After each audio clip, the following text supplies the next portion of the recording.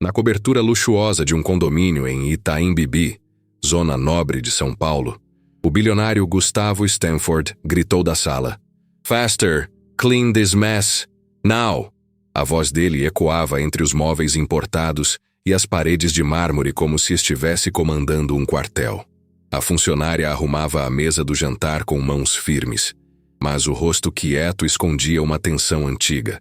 Solange, 49 anos, cozinheira e arrumadeira da casa há mais de uma década, conhecia bem aquele tom. Gustavo a tratava como se fosse invisível, ou pior, como se fosse um móvel que não obedecia rápido o bastante. Criado em Londres e agora um dos nomes mais arrogantes do mercado financeiro brasileiro, Stanford gostava de exibir seu inglês cortante como símbolo de poder.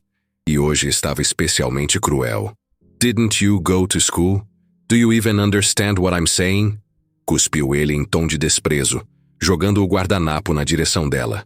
O pano caiu aos pés de Solange. Ela se abaixou calmamente, pegou o guardanapo e terminou de dobrá-lo. Ninguém se mexeu. Os garçons ficaram parados. A filha dele, no sofá com o celular, fingia que não ouvia. Mas alguma coisa mudou no ar.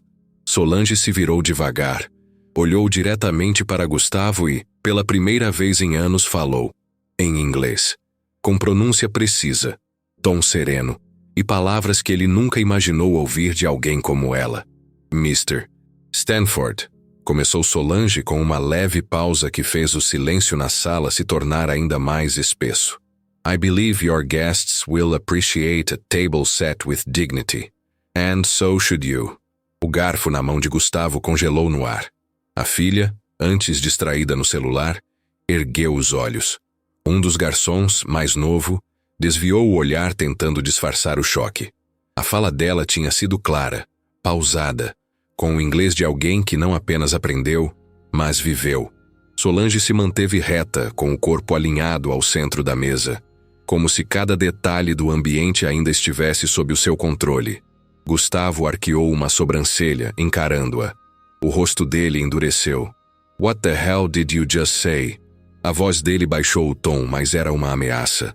"I said", continuou ela com a mesma calma, sem desviar os olhos, "that your lack of respect says more about you than about anyone on this staff." Ele deu uma risada curta, incrédula. Depois voltou a falar em português. "Então agora você resolveu mostrar serviço, é isso?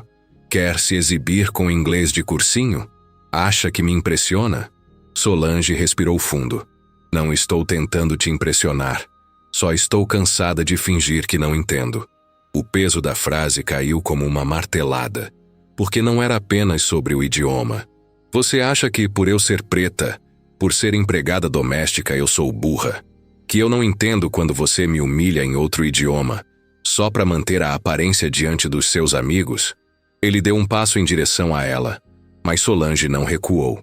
Ficaram frente a frente. A filha, ainda calada, agora observava-a atenta. "Você sabe o que mais eu entendo, seu Gustavo? Que você me paga em atraso há 2 meses. Que manda descontar vale transporte mesmo quando eu durmo aqui a semana inteira. Que chama isso de generosidade, mas me trata como se eu fosse parte do carpete." Gustavo apertou os lábios. O rosto dele ruborizava rápido, sinal de que sentia a pressão. A tensão se espalhava na sala como o cheiro do vinho caro que ele abrira minutos antes. "Solange", ele tentou falar. "Eu fui professora, sabia?" Interrompeu, o tom firme, mas sem raiva. "Na Bahia, de inglês e português, durante 10 anos. Perdi o emprego quando fecharam a escola onde eu dava aula. Vim para São Paulo, virei diarista, depois cozinheira. Aprendi a fazer o que fosse preciso para sustentar minha filha. Você nunca perguntou nada disso, né?" Gustavo piscou, desorientado, como se a mulher diante dele tivesse tirado uma máscara invisível, e ele pela primeira vez estivesse vendo quem ela realmente era. "Isso aqui", ela apontou ao redor, "é só trabalho para mim. Não é humilhação. Humilhação é o jeito como você fala comigo. Como fala com qualquer um que não pode te responder de volta." Silêncio. Na porta da cozinha, a auxiliar de limpeza, Dona Marta, olhava com olhos marejados. O garçom mais velho, seu Paulo, Discretamente ajeitou a bandeja nas mãos, como se preparando-se para dar suporte. A filha de Gustavo, pela primeira vez em muitos meses, pareceu envergonhada do próprio pai. Solange continuou. E o pior, seu Gustavo, é que o senhor nem percebe. Acha que tudo isso é normal, que a gente tem que aceitar calado porque ganha bem. Mas eu tô te dizendo agora, na sua língua preferida e na minha, chega. Ele finalmente explodiu. Você tá demitida. O grito soou como um tapa seco, mas Solange nem se mexeu. Já era esperado. Só fiz questão de sair com a cabeça erguida. Ela se virou, pegou o pano de prato do balcão e dobrou com calma. Mas antes de sair, só mais uma coisa. Ela puxou o celular do bolso da calça jeans por baixo do avental e apertou um botão. Gravei tudo, desde o primeiro grito, desde o primeiro insulto. Em português e em inglês. Já mandei o áudio pro meu e-mail e pro da minha filha. E também para um jornalista que conheci durante um evento de educação popular no Capão Redondo. Lembra? Quando sua esposa me obrigou a servir o coquetel para aquele pessoal da periferia, como ela chamou, o rosto de Gustavo empalideceu. Você está me ameaçando? Não, estou me protegendo. Porque sei que se sair daqui calada, amanhã vão dizer que eu fui malcriada, ingrata, desequilibrada. Não vou deixar você controlar essa versão também. Ele se aproximou dela num gesto brusco, mas Solange deu um passo para o lado, evitando o toque. Me encostar só vai piorar sua situação, disse tranquila. A filha de Gustavo se levantou, hesitante. Pai, acho melhor você parar. Ele parou, respirava forte, os olhos vermelhos de raiva. Mas agora, havia mais do que fúria no rosto dele. Havia medo. Medo do escândalo. Medo da repercussão. Medo do nome estampado nas redes sociais ao lado de palavras como racismo e assédio moral. Solange cruzou a sala com passos firmes. Tirou o avental, dobrou e deixou em cima da bancada. Olhou ao redor, encontrando os olhares dos colegas que por tanto tempo assistiram calados àquelas cenas. Não deixem que isso continue. Não tenham medo. Ele só tem esse poder porque a gente aceita o silêncio. Dona Marta assentiu, os olhos vermelhos, agora chorando. Você foi coragem para nós, minha filha. Antes de sair, Solange fez questão de olhar mais uma vez para Gustavo. Um dia, seu Gustavo, você vai entender que saber inglês não é luxo. É só mais uma forma de se defender num mundo que tenta calar a gente o tempo inteiro. Ela passou pela porta, o celular ainda firme na mão. No elevador, respirou fundo. As mãos tremiam, mas o peito estava leve. Pela primeira vez em muito tempo, sentia-se inteira. Lá fora, a noite caía sobre São Paulo, mas dentro dela, começava um novo dia. Na manhã seguinte, Solange acordou com o celular vibrando incessantemente. Ainda sonolenta, pegou o aparelho e viu mais de 50 notificações. Mensagens da filha, de colegas antigos, de números desconhecidos. Uma delas veio de Leandro, um jornalista da rádio comunitária Voz do Sul, que ela conhecera meses antes num evento de leitura no Céu Capão Redondo. Solange, você é a mulher do áudio que está circulando? Aquele do bilionário humilhando a empregada? Ela se sentou na cama. O coração acelerou. Não era só o áudio dela, era a história dela. Abriu o e-mail. Lá estava. A gravação havia viralizado. Um perfil no Instagram de denúncias de racismo estrutural tinha postado o áudio completo, acompanhado de um relato anônimo, preservando seu nome. Mas mesmo assim, nos comentários várias pessoas já a reconheciam. É a Solange da Dona Marli.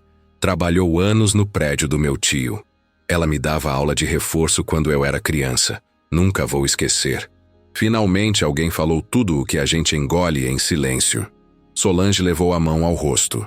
Estava exposta, mas não se arrependia. A filha, Júlia, de 23 anos, estudante de psicologia, entrou no quarto com os olhos arregalados. Mãe, você tá na internet toda. Tem matéria no Twitter, no TikTok, até no UOL. Um monte de gente te chamando de heroína. Solange balançou a cabeça, assustada. Heroína? Não, minha filha. Eu só falei o que estava entalado fazia anos. Justamente. E falou num tom que ninguém esperava. Você deu aula. Solange suspirou.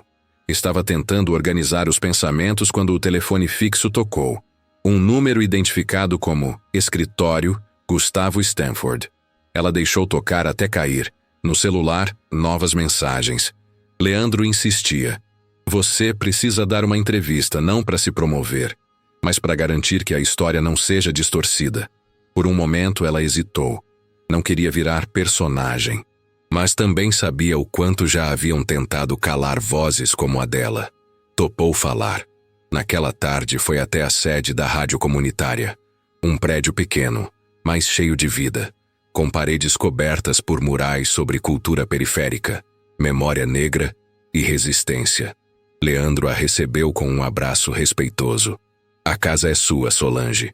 E se em algum momento quiser parar, a gente para, tá? No estúdio, ela sentou em frente ao microfone com postura de professora. Não leu nada. Não decorou nada.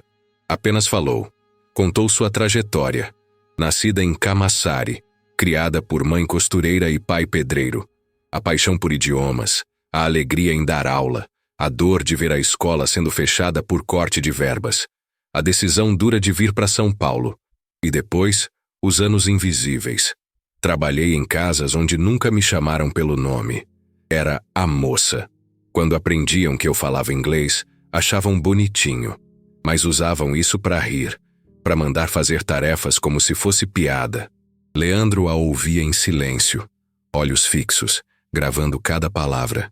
Quando aquele homem me humilhou, eu respirei fundo, porque eu sabia que se levantasse a voz, viraria a agressiva. Se respondesse em português, ele fingiria que não disse nada. Então falei na língua dele, porque naquele momento o inglês não era sobre elegância, era escudo. O programa foi ao ar no mesmo dia, e a repercussão foi instantânea. Outros veículos passaram a cobrir o caso. A assessoria de Gustavo emitiu uma nota evasiva, dizendo que lamentava o ocorrido e que a funcionária já havia sido desligada por questões anteriores à gravação. Mas ninguém acreditou. A opinião pública já tinha escolhido um lado, e não era o do bilionário. Nos dias seguintes, Solange recebeu convites para entrevistas na TV, em podcasts, até em veículos internacionais. Recusou quase todos. Preferia falar onde sabia que seria ouvida com respeito, sem espetáculo.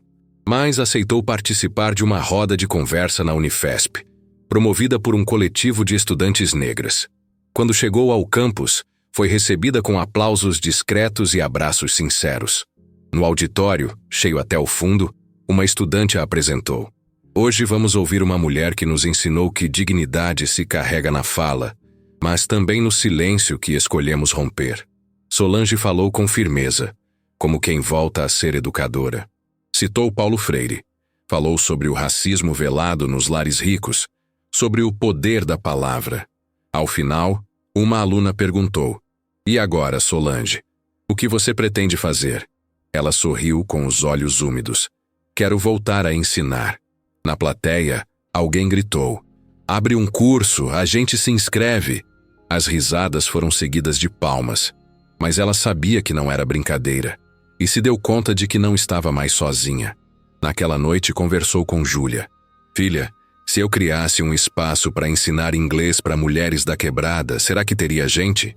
"Mãe, ia ter fila. Você não percebeu o que você se tornou?"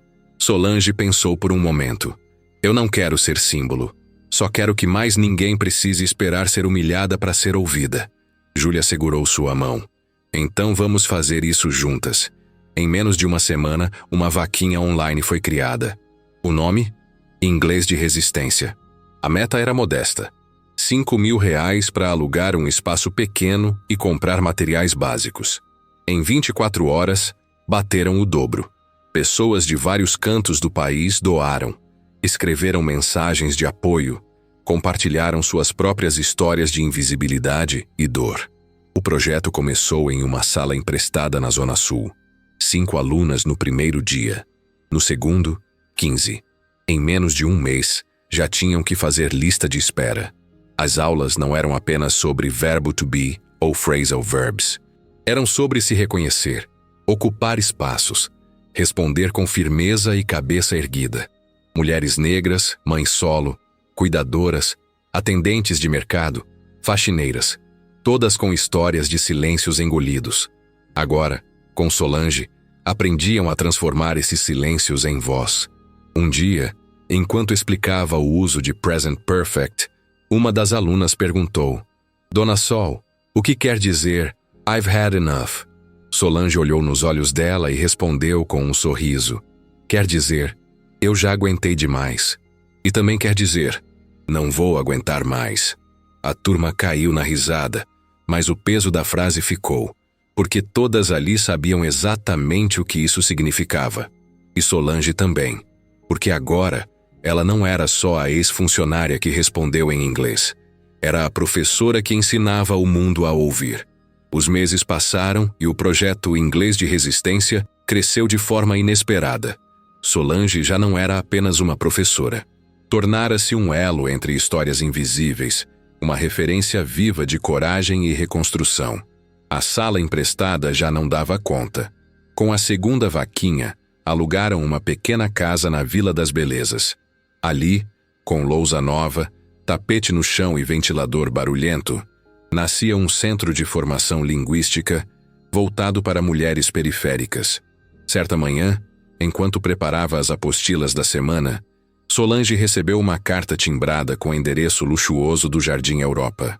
O envelope era espesso, com papel refinado. Assinatura no rodapé: Gustavo Stanford, por meio de seus advogados.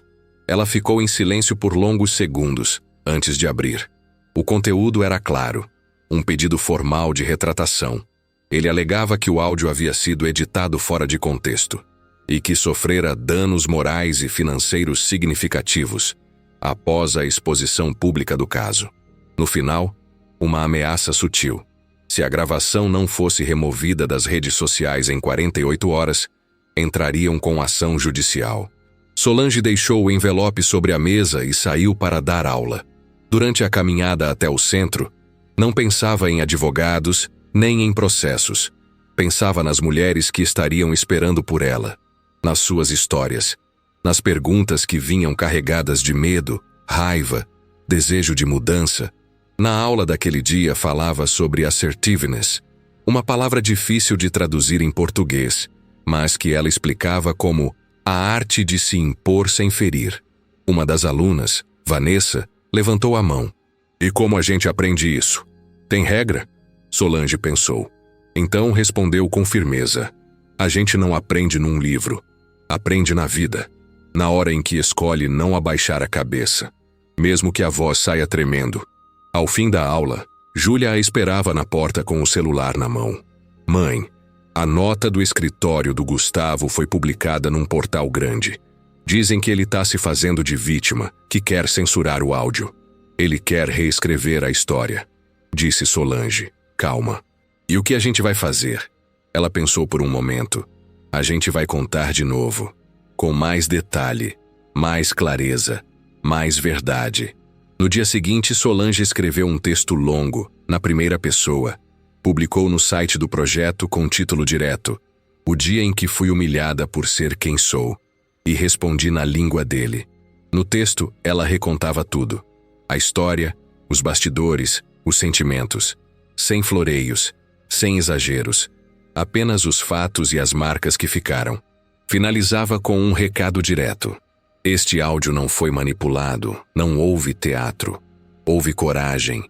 E se alguém sofreu danos por ter sido exposto por sua própria violência, que aprenda com isso, ao invés de tentar calar de novo quem já foi silenciada por tempo demais. O texto foi compartilhado milhares de vezes. Artistas, professores universitários, jornalistas, organizações de direitos humanos. O nome de Solange voltou aos trending topics, desta vez não por causa do escândalo, mas pela firmeza de sua resposta. Na semana seguinte, uma surpresa. Um grupo de advogadas negras, organizadas em um coletivo chamado Defensoras da Ponte, ofereceu apoio jurídico gratuito a Solange. Entre elas, uma antiga colega de escola, Letícia, com quem ela perdera contato havia anos. Lembra de mim, Sol? Estudamos juntas na época do magistério em Lauro de Freitas. Letícia? Não acredito. Você virou advogada? Criminalista e ativista. E agora, sua aliada. Elas se abraçaram, rindo como adolescentes. Mas sabiam o peso daquilo. Sabiam que não se tratava só de Solange contra um bilionário. Era sobre um sistema que, pela primeira vez, via uma mulher negra de origem humilde levantar a cabeça e ser ouvida por milhares. Naquela mesma semana, uma audiência preliminar foi marcada no Fórum da Barra Funda. Gustavo não compareceu. Foi representado por 3 advogados. Solange entrou com Letícia e mais 2 defensoras ao lado. Cabeça erguida, cabelos soltos, blusa simples, calça jeans e um olhar que atravessava a sala. Do outro lado, os advogados tentaram propor um acordo. Sugeriram apagar o áudio em troca de uma indenização simbólica e um pedido de desculpas reservado. Solange negou. Não quero dinheiro. Nem desculpas escondidas. Quero verdade pública e justiça visível. Letícia complementou. E também entraremos com pedido de contranotificação por tentativa de intimidação. A senhora Solange tem direito à liberdade de expressão e a gravação não fere nenhuma cláusula legal.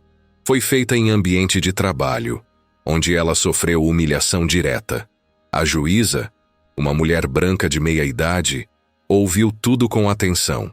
Ao fim, decretou que não havia elementos suficientes para acatar a liminar do empresário e que a gravação, até o momento, permanecia legal. Solange respirou aliviada, mas firme. Na saída do fórum, não havia jornalistas. Não havia plateia, mas havia um grupo de mulheres com cartazes simples feitas à mão. Um deles dizia, falar é resistência. Outro, Solange, a sua voz é nossa também. Ela se aproximou delas. Eram suas alunas. Tinham faltado aula para apoiá-la. Uma delas, Dona Cida, de 62 anos, entregou um envelope. Dentro, um bilhete escrito com letra trêmula. Antes eu tinha vergonha de falar qualquer coisa. Agora, até meu neto pede para eu ensinar palavras novas. Obrigada por me devolver a voz. Solange sorriu. Guardou o papel no bolso do coração. Não havia prêmio, diploma, nem salário que valesse mais do que aquilo. Naquela noite, de volta ao centro, ela decidiu abrir as portas para algo novo. Criou uma turma mista para jovens da quebrada que queriam aprender inglês para trabalhar, viajar, estudar. O projeto Inglês de Resistência agora tinha novas vertentes. Uma só para mulheres, outra para jovens LGBTQIA+, e uma de reforço escolar para adolescentes. Os dias ficaram mais corridos, as noites mais curtas. Mas Solange estava viva de um jeito que não sentia há décadas. Certa tarde, ao final de uma aula, uma repórter da TV pública chegou sem aviso. Pediu para conversar com ela rapidamente. Solange hesitou, mas topou. Por que você continua, Solange? Mesmo depois das ameaças, do processo, da pressão, ela olhou para a câmera. A voz saiu baixa, mas firme. Porque um dia eu fui calada demais. Agora que encontrei minha voz, não quero só falar. Quero ajudar outras a falarem também. Fez uma pausa. Depois concluiu. Porque quando a gente responde no idioma que esperam que a gente nunca aprenda, o mundo escuta. E não tem como desouvir. Em uma manhã de sábado, o sol mal havia surgido entre os prédios baixos da zona sul de São Paulo, quando Solange abriu o portão do novo espaço do projeto. Agora, Inglês de Resistência, funcionava em uma antiga escola desativada, reformada com doações e trabalho coletivo. Salas amplas, murais feitos por artistas locais e uma biblioteca comunitária organizada por ex-alunas. Havia barulho de crianças, cheiro de café e o som animado das vozes se misturando em diferentes tempos verbais e sotaques. Solange caminhava pelos corredores com a mesma delicadeza com que antes preparava mesas de jantar luxuosas. Mas agora, cada passo carregava orgulho e direção. A transformação não tinha sido apenas dela. Mulheres que antes mal se permitiam sonhar agora discutiam sobre bolsas de estudo, entrevistas de emprego e até planos de intercâmbio. Teacher Sol, gritou uma aluna de 17 anos. A gente pode treinar entrevista em inglês hoje? Pode, claro. mas só se me chamar de Solange. Teacher é só pra quando eu tô brava. Risos. Aqueles momentos eram simples, mas carregavam revolução. Solange sabia. Cada sorriso ali vinha de alguém que tinha enfrentado um mundo que dizia não todos os dias. Naquele mesmo sábado, Solange receberia uma visita inesperada. Por volta das 11 da manhã, um carro preto estacionou discretamente em frente ao portão. Dele desceu uma mulher elegante, branca, de olhos claros e roupas discretas. Olhou em volta, parecendo fora do próprio eixo, como quem não sabia exatamente por que estava ali. Era Helena Stanford, ex-esposa de Gustavo. Solange a reconheceu no mesmo instante. Helena parecia menor do que antes, sem a maquiagem impecável, sem a altivez nos gestos. Apenas uma mulher que trazia algo entalado. Solange caminhou até o portão com serenidade. Posso ajudar? Eu sou a Helena. Helena Stanford, ex-esposa do Gustavo. Silêncio. Solange manteve o olhar firme, mas educado. Eu sei quem a senhora é. Posso falar com você? Só um minuto, não vim atacar nem defender ninguém. Vim como mãe. Solange abriu o portão devagar. Pode entrar, mas aqui todo mundo tira o salto antes de entrar na sala. Metáfora, claro. Helena sorriu sem graça. Caminhou ao lado de Solange até uma das salas vazias. Sentaram-se. Eu ouvi o áudio, começou Helena. Milhares de vezes. Demorei dias para processar. A forma como ele falou com você, com qualquer ser humano. Solange a interrompeu suavemente. Ele sempre falou assim. Você só nunca precisou ouvir. Helena assentiu envergonhada. Eu queria pedir desculpas. Por mim também. Pela forma como eu te tratei. Como tratei todas as mulheres que passaram pela nossa casa. Eu achava que gentileza era dizer por favor.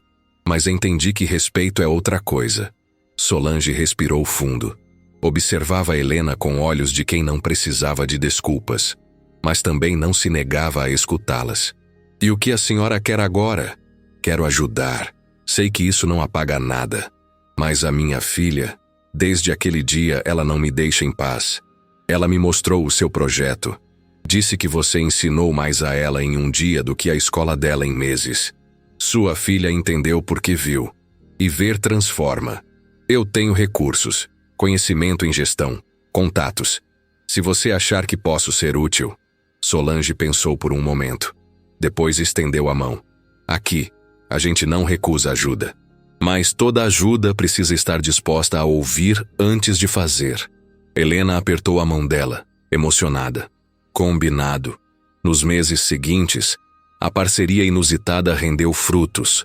Helena usou seus contatos para conseguir uma parceria com uma editora internacional que doou centenas de livros didáticos. Também articulou um projeto piloto para inserir inglês de resistência como atividade extracurricular em escolas públicas da Zona Sul. Solange continuava no comando. Nada mudava sem passar por ela e pela comunidade. Não havia mais espaço para hierarquias invisíveis. Num evento de encerramento do semestre, com as famílias das alunas presentes, Solange subiu ao palco improvisado no pátio. Usava uma saia estampada, camiseta preta com os dizeres fluente em resistência e um microfone preso na gola. Quando eu fui humilhada naquela sala de jantar, me perguntaram se eu sabia inglês. Como se saber fosse privilégio. Como se entender significasse aceitar. Fez uma pausa. Olhou para as dezenas de rostos atentos. Mas naquele dia eu não respondi só com idioma. Respondi com tudo o que eu era. Professora, mãe, mulher negra, trabalhadora. Aplausos tímidos no início, depois mais fortes. E hoje, não é sobre mim. É sobre cada uma de vocês que aprendeu a se ouvir antes de querer falar bonito. Que entendeu que aprender inglês não é para viajar para Nova York. É para não engolir mais nenhum tipo de ordem disfarçada de gentileza. Solange, Solange! Gritaram do fundo da plateia. Ela sorriu emocionada. Se vocês quiserem me agradecer, façam isso. Ensinem outras. Nem que seja uma palavra por dia. Porque é assim que a gente muda o mundo. Não de uma vez, mas de voz em voz. No fim da tarde, enquanto as luzes se apagavam e as cadeiras eram recolhidas, Solange se sentou sozinha na sala de professores. Pegou o celular. Tinha uma nova mensagem. Era de uma jovem do Rio de Janeiro. Sou doméstica e sofri o mesmo tipo de humilhação hoje. Mas lembrei da sua história e consegui responder, em inglês. Obrigada por me ensinar antes mesmo de me conhecer. Solange fechou os olhos, sorriu e respirou fundo, porque ali, naquele instante, soube. A resposta dela não tinha sido só para Gustavo, tinha sido para todas. E agora, era com elas que a história continuaria. Inscreva-se no canal para mais histórias como essa. Sua voz importa e precisa ser ouvida.